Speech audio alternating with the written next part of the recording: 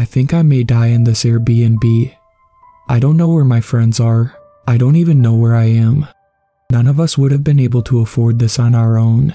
Even with 5 of us, it was still pricey. But to be fair, it was one hell of a house. It was 3 stories with dark scalloped siding. Paul had grown up in the area and had found the place. He'd heard all sorts of things about the place being haunted, and some of the dark history growing up, but it hadn't been open to the public back then. When we chose this town as our friendcation destination, he jumped at the chance to stay here. I was intrigued, but the prospect of staying somewhere haunted excited me a lot less than it did my friends. From the moment we walked in, Ada and I seemed to both pick up on vibes that unnerved us. As Katie, Diane, and Paul went room to room looking around excitedly, we both hung back and hovered closer to the front door. The house was beautiful, yes, but in a foreboding sort of way. The dark wood and stained glass windows meant that very little light truly filtered in, even in the peak daylight hours. The old floorboards protested our friends' steps as they explored the house. A door off to the side of the kitchen caught my attention, and I found myself drawn to it. Inside was a staircase. It was narrow and incredibly steep. You could only see a few steps before it rose out of our sight completely. It looked old, and to be honest, terrifying. "Ada, want to join the tour?" Paul shouted down to us. Paul guided us around like an expert, and told trivia about the house, even though he claimed he had never been here before. He talked about the place like it was an old friend. He was the newest one to our friend group, so I had only known him a few months, but this was the most excited I had ever seen him. The house was large enough for each of us to have our own room. I wasn't excited about that. The last thing my overactive imagination and I needed were a giant room to myself. Just as my eyes began to close that night, I thought I heard something move along the floor above me. It sounded like something large and wet and was being dragged along the floor. No, not being passively dragged. It was crawling. I could hear a faint mournful sighing sound through the grate on the wall. I turned on my phone and listened to some music to drown it out. It sounded like it was moaning now. I turned the music up louder, covered my head with the blanket. I burrowed my headphones into my ears deep enough to cause future hearing loss. If you can't hear it, it can't hurt you, right? Somehow, I did manage to fall asleep. I asked the others if they had had any odd experiences. It was just me.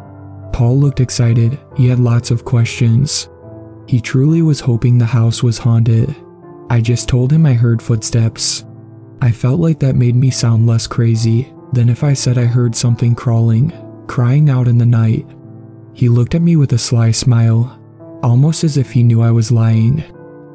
We spent the day in town and had an amazing time. Katie asked around about the house we were staying in. An older man at a little ice cream shop we visited told us he thought it was irresponsible and dangerous to rent the place out after what had happened there. It turns out a number of tragedies occurred there, from as recent as the owners before our Airbnb host, and then dating back to nearly 200 years earlier. He mentioned how he believed that enough suffering could result in opening a door and letting something in. "So you do think it's haunted?" Diane asked, her green eyes wide. She had been hanging on to the man's every word. "Well, I always thought haunted implied that a human passed on but never left." He scratched his chin, leaned in for effect, "But I don't think what walks those halls was ever human." His words hovered over me the rest of the day like a dark cloud. The sounds from upstairs continued on the second night. The wet slaps, followed by slow drags and cries above me, sickened me. I mentally nicknamed whatever was making those sounds the crawler, and immediately regretted it because giving it a name did not quell my fears. Damn my overactive imagination. I turned music on again. I woke up around midnight and the album had ended, but luckily, so had the disturbing sounds from upstairs. I heard voices coming from the living room area and figured I'd see if my friends were also being kept up too. There wasn't anyone there. It wasn't like I had just missed them. In this house, the creaky floor would have indicated their movement. I tried to quietly slide back to my room, my socks gliding across the smooth wooden floors. Not too long after I had closed the door, someone gently rapped their knuckles on my door. It was as if they had been steps behind me the whole time. But why hadn't I heard them? "Can I come in?" Katie whispered. I was so relieved. The house was really getting to me, and I was grateful for the company. Before I could even answer, she repeated herself in a more creepy voice. "Can I come in? I want to show you something." She called out my name, but struggled to pronounce it like she'd never said it before. I froze. Sure, my name may not be all that common here, but we'd known each other for a decade. She always pronounced it with ease. At my lack of response, it sounded like she was pawing at the door. She let out a sound reminiscent of a wounded animal. I turned all the lights on in the room, and I spent the rest of my sleepless night trying to figure out how to tell my friends I wasn't going to spend another night here.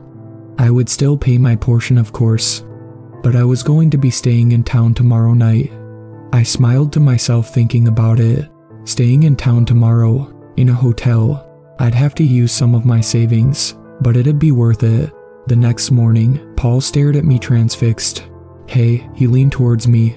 "What was up with you last night?" "What?" "You came to my door. You kept trying to get me to come to the basement with you, remember?" I had never gone to Paul's room. I was too busy with my own ordeal. Ada and Diane had similar stories when they came down. One of us came to their room and said something along the lines of, "Have you seen the basement yet? Let me show you," and tried to lead them down there. None of us opened the door. Diana, because she was tired and not in the mood to socialize. Paul, because he didn't know me that well and thought I was acting strange. Ada had the feeling that the visitor at her door was not one of us. Paul and Diana were excited by the seeming confirmation that our Airbnb was haunted. Ada stared at me, her face grim. As for Katie, well, she never came to breakfast at all. We had plans, and by noon Katie still hadn't come downstairs. I volunteered to check on her. I ascended the stairs, taking in the unique features of the house. Instead of an open space in the atrium on the third floor, there was a beautiful stained glass window. Placed horizontally, on the roof parallel, was a skylight where the sunlight filtered through. It cast red and purple swatches of light on the floor below. I had never seen anything like it before. I'm sure this won't come as a surprise to you, but Katie wasn't in her room. I heard steps above me on the third floor. I was much braver in the light of day, so I ascended the second flight of stairs and went room to room on the third floor. No one was there, but it was cold, much colder than the second or first floors. I went back to the second floor, trying to fight the urge to glance over my shoulder. I paused in front of the door of the room above mine where I'd heard the crawling and mournful wail the past 2 nights. I considered it for a moment, and decided to open it. It was locked. Part of me was relieved. While I was upstairs, our friends had checked around the grounds. The only places they hadn't checked was the basement and whatever was up the stairs in the kitchen. We had regrouped in the kitchen and stared at the dark, steep stairs. Paul said he would check the basement, if one of us could please take the kitchen stairs. The tight space made him nervous, he said. It seemed like a fair trade. After a moment of awkward silence, Diane volunteered to my immense relief. She was also the smallest of us, at a petite 5 feet 1. Even then she still had to crawl on her hands and knees to ascend the stairs. We waited, heard her walk around above us, calling out for Katie. She was up there for a while. It sounded like the space was massive. My stomach dropped as I realized I heard 2 pairs of footsteps, one above my head and another further into the kitchen, but moving towards the person above me. "Diane," I hissed up the stairs frantically. No answer. I took a deep breath and prepared to ascend after her. Just as I had crawled up about 3 steps, someone moved to stand at the top, blocking the already limited light. "We're coming," Diane whispered. She had begun to crawl towards me, descending the steep stairs facing me, but on her hands and knees, her arms looked long, too long. In order to allow her to do so, she propelled herself towards me using those long, thin limbs. Her eyes glinted at me in the dim light. I yelped and took a backwards leap and nearly hit my head on the doorframe. I instinctively stood behind the tallest person in the kitchen. Ada, who had a couple of inches on me. Diane emerged. She was walking like a normal bipedal person. I must have imagined what I saw in the darkness. Well, Paul asked, "Was Katie up there?" Diane cracked her neck on each side, stared and smiled at each of us, like she was taking in each of our faces for the first time. She shook her head slowly. She gave me a smile unlike the one she flashed at Paul and Ada. She winked at me. She smelled of old things. She looked disheveled and walked stiffy. We looked around. The thing is, there was no door to the basement that we could find. Ada sent what we hoped was a nonchalant message that we all crafted together to the host, asking them where the basement was. We received the unsettling reply immediately. "There is no basement." Paul laughed at that. Diane smiled dreamily and stared up at the stained glass skylight. It was like she was in her own world ever since her stint up the small stairs. Ada and I looked at each other nervously. We went into town to see if anyone had seen Katie and spent the rest of the day searching for her. We sat together in silence. The large living room felt emptier with Katie missing. We stared at a pizza that none of us felt like eating. It looked like I was spending the night here again after all.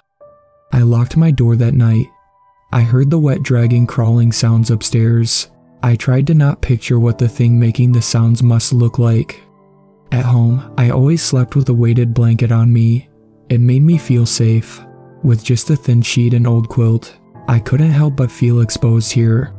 At 3 in the morning, I awoke to moaning and scraping outside my door. "I need your help." I tried to place the voice. It was low, but sounded female. It wasn't Ada. It wasn't Katie. It didn't sound like Diane. "It's me, Diane." I didn't reply. The cadence was also odd. The doorknob turned, quickly and aggressively. I tried to remain silent, motionless. "I need your help.